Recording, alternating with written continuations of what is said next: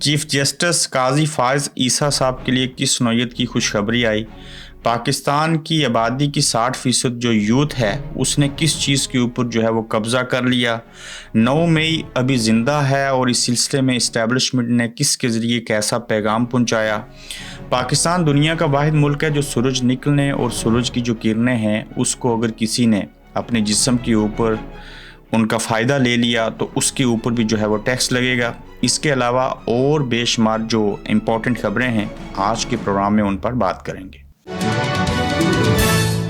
السلام علیکم، آپ دیکھ رہے ہیں گورکھ دندہ ابرار قریشی آپ سے مخاطب ہوں۔ ریاست پاکستان کی ایک بڑی عدالت اس کے جج چیف جسٹس قاضی فائز عیسیٰ جو ہیں ان کے حوالے سے کس نوعیت کی اچھی خوشخبری ہے۔ یہ خوشخبری محض قاضی فائز عیسیٰ جو ہیں ان کی ذات کے لیے خوشخبری ہے، پاکستان کے ان لوگوں کے لیے خوشخبری ہے جن کے لیے وہ کام کرتے ہیں، اور جو پاکستان کی سب سے بڑی آبادی ہے اس کے لیے یہ خوشخبری نہیں ہے، کیونکہ ان کے لیے تو یہ قہر بن کے برسے گی، یہ بات گرے گی ان کے اوپر۔ اب دیکھنا یہ ہے کہ یہ خوشخبری جو ہے یہ ان کو تو مل جائے گی، لیکن اس کا اثر جو ہے وہ عوام کے اوپر، ملک کے اوپر، عدلیہ اور انصاف کے نظام کے اوپر کیا پڑے گا۔ وہ قاضی فائز عیسیٰ جن کو اس وقت حلف لے لیا گیا، ان کو چیف جسٹس کے مراعات ساری چیزیں پروٹوکول دے دیا گیا، جبکہ پہلے چیف جسٹس عمر عطا بندیال نہیں گئے تھے۔ وہ ایک پریشر ڈالنا تھا۔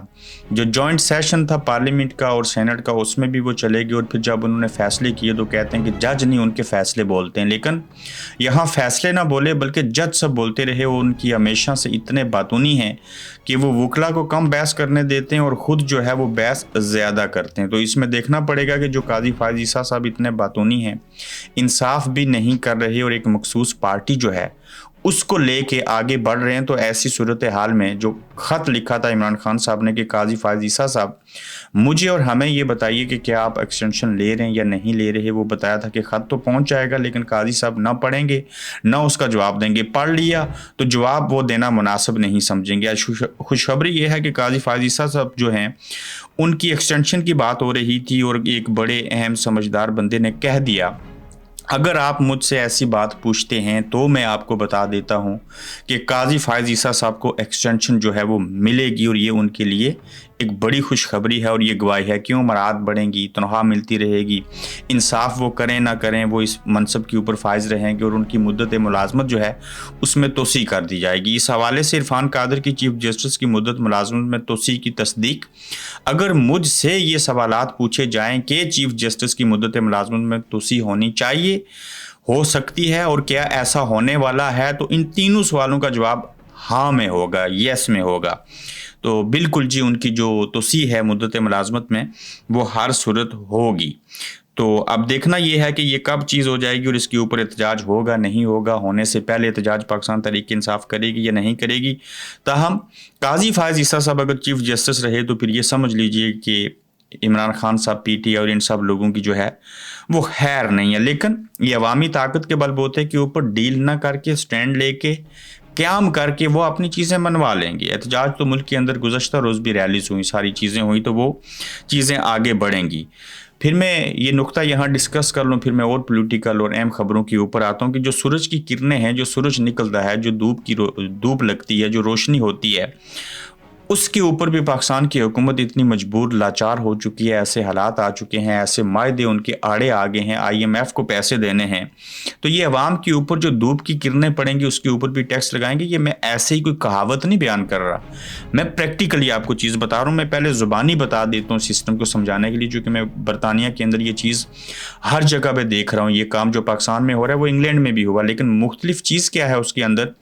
آپ نے دیکھا ہوگا کہ بجلی پیدا کرنے کے مختلف طریقے ہیں۔ ونڈ انرجی ہے جو ہوا سے بجلی پیدا ہوتی ہے، انگلینڈ میں بھی ہے۔ سولر جس کو کہتے ہیں وہ سورج سے جو ہے وہ بجلی پیدا کی جاتی ہے، اور پن بجلی آپ کو پتہ ہے جو پانی سے بجلی بنتی ہے۔ پاکستان کے اندر پچھلے 2006 سے لے کے بلکہ اس کے بھی چند سال پہلے سے کورین، چائنیز، جاپنیز اور مختلف ممالک جو دنیا کے ہیں وہ سولر پینل بناتے ہیں، لوگ چھتوں پہ لگاتے ہیں۔ ٹریفک لائٹس جو ہوتی ہیں وہ سولر پینل سے چل رہی ہوتی ہیں، اے سی چلتے ہیں، پورا گھر اور فیکٹریز چلتی ہیں پاکستان میں بھی اور پوری دنیا کے اندر۔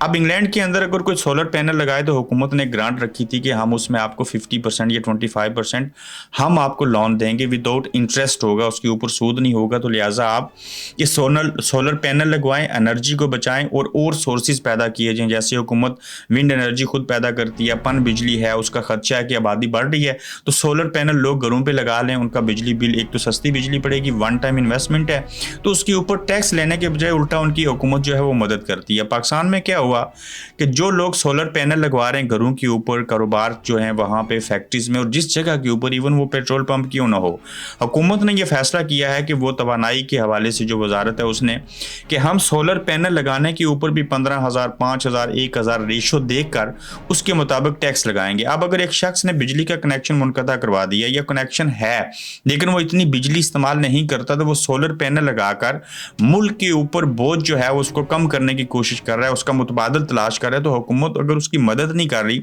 तो कम अज़ कम वो इतना तो ज़रूर करे कि उसके ऊपर टैक्स क्यों लगा रही है। अब टैक्स इसलिए है कि IBP से जो है इदारा जिससे उन्होंने बिजली का लेने का वायदा किया है, तो उनसे बिजली आप थोड़ी लें, बिल्कुल ना लें, या उतनी ही लेते रहें, तो हर 2 सूरत में, तीनों सूरतों में आपको उनको जो मायदा है उसके तहत पैसे पे करने पड़ेंगे। लोग सोलर पे चले जाएंगे, वो बिजली इस्तेमाल नहीं करेंगे जिसका ठेके के ऊपर आपने उनको पैसे देने। तो ऐसी सूरत हाल में तो फिर आपने कहाँ से पैसे पूरे करने, आपने सूद भी अदा करना IMF को, आपने बिजली का जो महकमा है उसको भी पैसे देने हैं।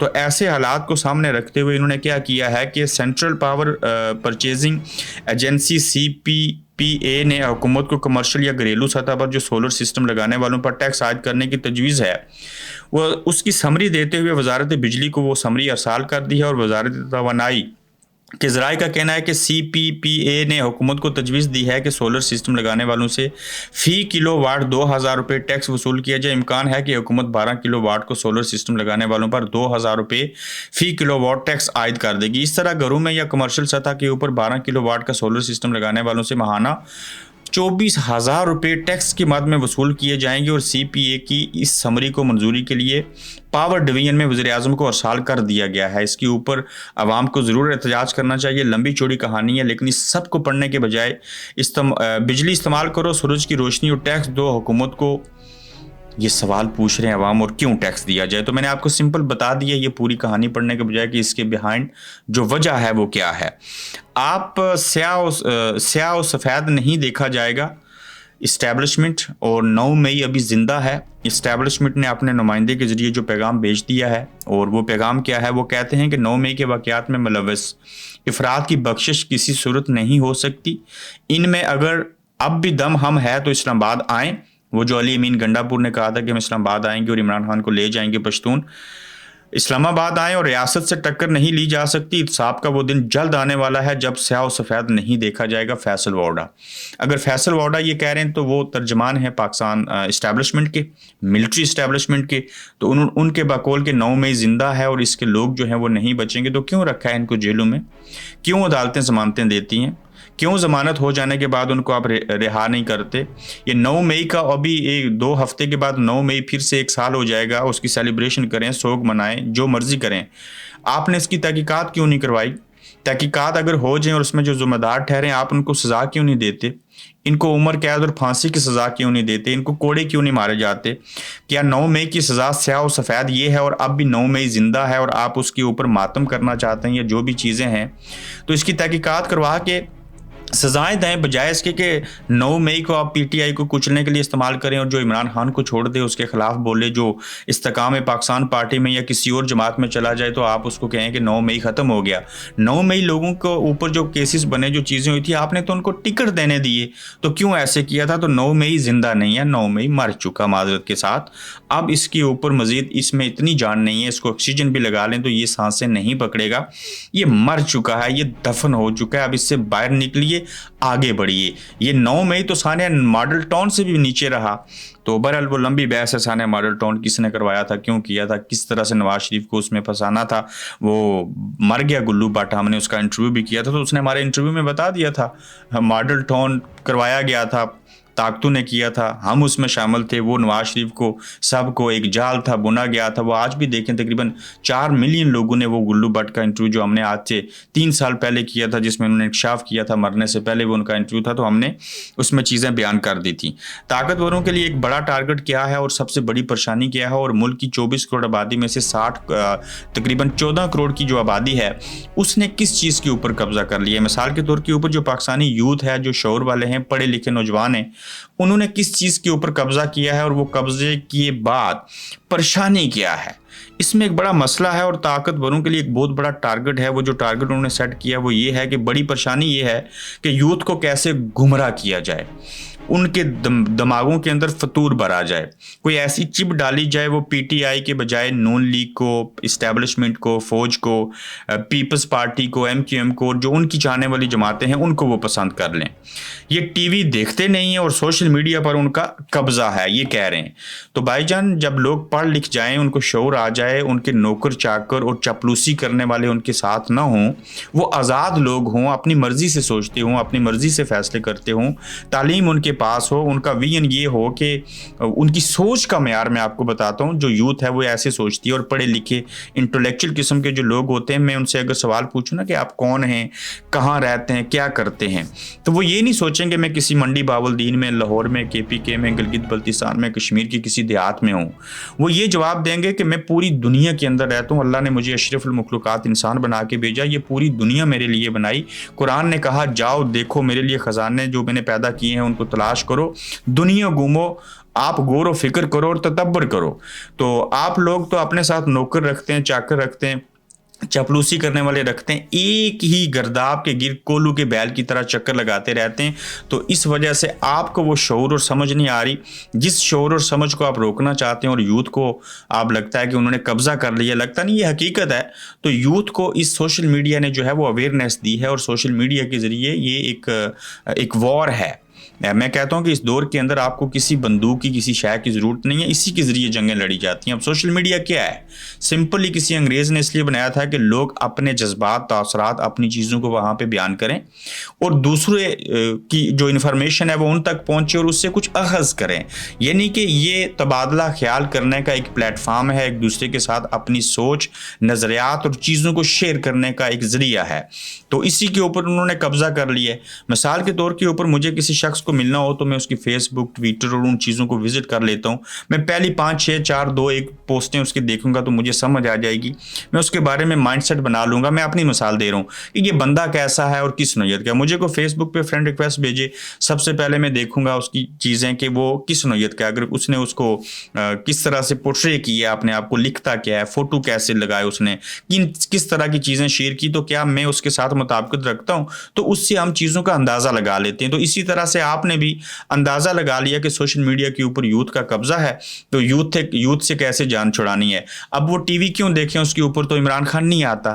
टीवी इसलिए नहीं देखते कि वो एक डिप्रेशन है, टीवी इसलिए कि उसके ऊपर पूरा सच नहीं आता, आधा झूठ बयान किया जाता है, बल्कि बड़े बड़े झूठ बयान किए जाते हैं। तो आप इन लोगों की सोच को सोशल मीडिया से नहीं बदल सकते। हाँ, आप चाइना मॉडल के ऊपर जाना चाहते हैं, लेकिन पाकिस्तान इतना तरक्की याफ्ता मुल्क नहीं है कि आप चाइना मॉडल के ऊपर जा सकें और यूथ ने जिस चीज़ के ऊपर कब्जा किया उससे जान छुड़ाएं। हाँ, आपने ट्विटर बंद किया, आपने ट्विटर को बंद करके ये एग्जांपल सेट की कि कबूतर जो है वो बिल्ली को देख के आंखें बंद कर लेता है, लेकिन बिल्ली उसको फिर भी खा जाती है। तो आपके साथ यही चीज़ हो रही है। तो लिहाजा यूथ समझ चुकी है, यूथ को पता है जो बात 5वीं नस्ल को पता चलनी थी और फिर उन्होंने मर जाना था और 6ठी नस्ल को आके उसकी बेहतरी के लिए काम करना था, वो अभी 4थी नस्ल को ही समझ आ गई है। इसी दौर में मैं खुद दूसरी सदी देख रहा हूँ, हमने 90s का आखिरी दौर देखा, 21वीं सदी देख ली, हमने थोड़ा पुराना निज़ाम भी देखा, हमने जदीद निज़ाम भी देखा। तो ये जो 2001 में पैदा हुए हैं ये तो सारे हैं ही जदीद दौर के। इन लोगों को तो हर एक चीज़ की समझ है। मोबाइल के ऊपर चिट्टा अनपढ़ आदमी अगर वो कानों से बहरा भी हो ना, सिर्फ उसकी आंखें देख रही हों, तो वो आज के दौर में समझ आता है कि हो क्या रहा है। इवन उसके कान जो हैं वो ना सुन रहे हों, जो गूंगे लोग हैं, बोल भी नहीं सकते, सिर्फ आंखें देखती हैं, तो वो देख के वीडियो, सारे विजुअल्स वो साबित कर सकते हैं कि इमरान अच्छा है, कौन बुरा है, कौन क्या है, किसने क्या किया। तो यूथ का ये कब्जा नहीं आप छुड़ा सकते। ये यूथ ने दिलों के ऊपर कब्जा किया है।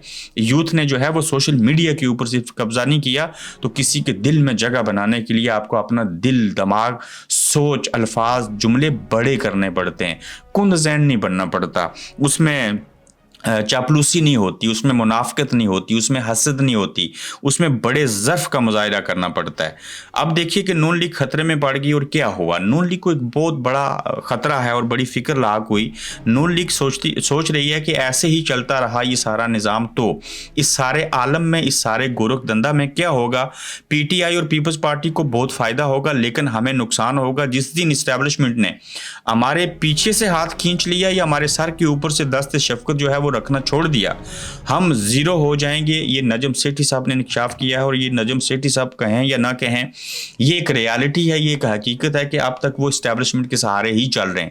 جس دن اسٹیبلشمنٹ نے ہاتھ اٹھا لیا پھر سارے وہ بڑھ جائیں گے. اور اگر اسٹیبلشمنٹ کا ہاتھ ہونے کے باوجود, دست شفقت ہونے کے باوجود یہ حالت ہے, اور جب وہ پیچھے ہٹ گئے ان کا تو بیڑا گھر کو جانا ہے. تو لہٰذا اب بھی وقت ہے, آپ سمجھ جائیں, اکٹھے ہو جائیں, اور نون لیگ کی جانب سے جو پی ٹی آئی کو مفاہمت اور بات کرنے کی اور آپس میں بیٹھنے کی جو چیزیں ہو رہی ہیں, اس کے بیہائنڈ سٹوری کیا ہے, عرفان صدیقی ایسے کیوں کہہ رہے ہیں, نون لیگ کیوں پولائٹ ہوئی ہے, وجہ کیا ہے, ہونا کیا چاہیے, کون سا سنہری موقع ہے پاکستانی سیاستدانوں کے پاس, جس طرح سے عمران خان اور مولانا فضل الرحمان ایک ہوئے, پھر 6 جماعتی اتحاد بنا.